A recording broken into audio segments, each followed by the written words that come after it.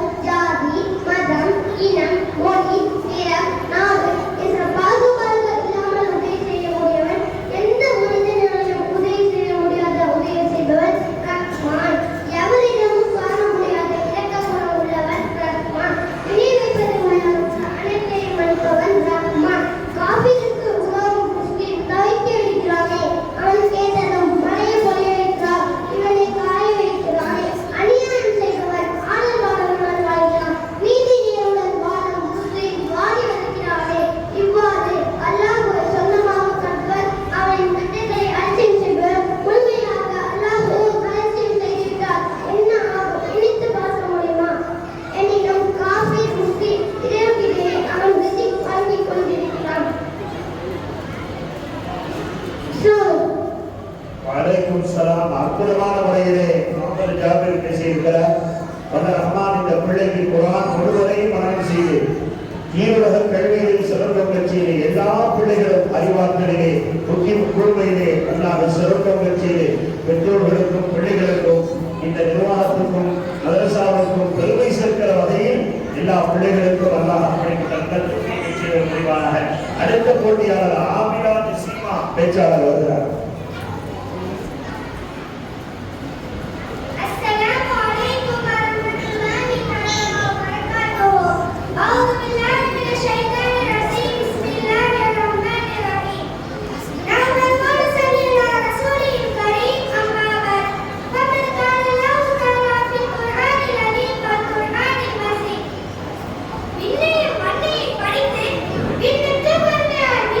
படித்து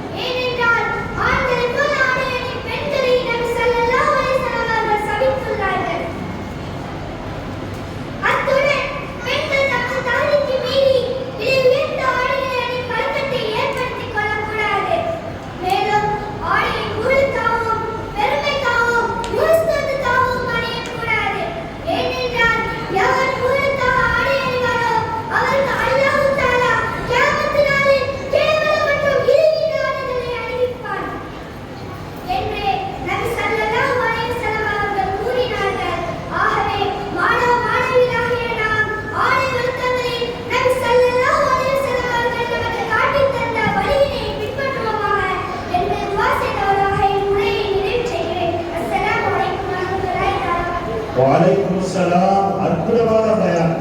ஹிஜாபை பற்றியும் பெண்கள் அணியக்கூடிய ஆடைகள் எப்படி இருக்க வேண்டும், அந்த ஆடை கலாச்சாரம் இன்றைக்கு எப்படியெல்லாம் மாறி போயிருக்கிறது, அனுகூலமாக இருக்கிறது என்பதை பட்டவர்த்தனமாக ஆபிராஜ் சீமான் சொல்லி காட்டிய எங்கள் பிள்ளைக்கு குர்ஆன் முழுவதையும் மனனம் செய்யக்கூடிய ஆட்களையும், அதே போன்று உலக ரீதியான கல்விகளையும் நமது தாருல் ஹிக்மத் மதரசாவிலே பயிலக்கூடிய மாணவ மாணவியர்கள், நமது சமுதாயத்தைச் சேர்ந்த மாணவ மாணவியர்களுக்கு அல்லாஹ் சிறப்பு செய்தல் புரிவாராக.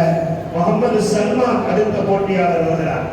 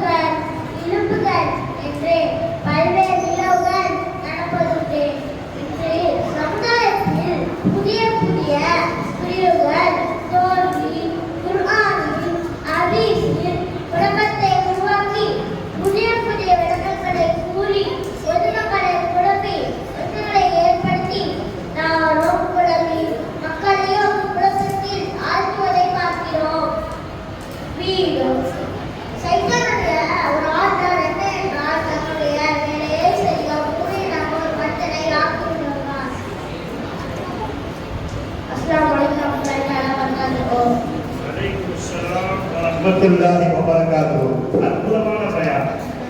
ஷைத்தானுடைய தீங்குதலை விட்டு பாதுகாப்பு தேடுவதற்காக வேண்டி அழகாக சொல்லி இருக்கிற இந்த பிள்ளை முகமது சல்மானுக்கு குர்ஆன் முழுவதை மனனம் செய்யக்கூடிய ஆட்களை, உலக ரீதியான கல்விகளில் சிறந்தோங்க செய்தி எல்லா பிள்ளைகளுக்கும் அல்லாஹ் தஆலா இந்த சமுதாயத்திற்கு பயனுள்ள பிள்ளைகளாக பயனுள்ள கல்வியை நிரப்பமாக தருவாராக. அடுத்த போட்டியாளர் ஃபாயிஸா மெஹனாஸ் வருகிறார். அஸ்ஸலாமு அலைக்கும் வரஹ்மத்துல்லாஹி தஆலா வ பரகாத்துஹு.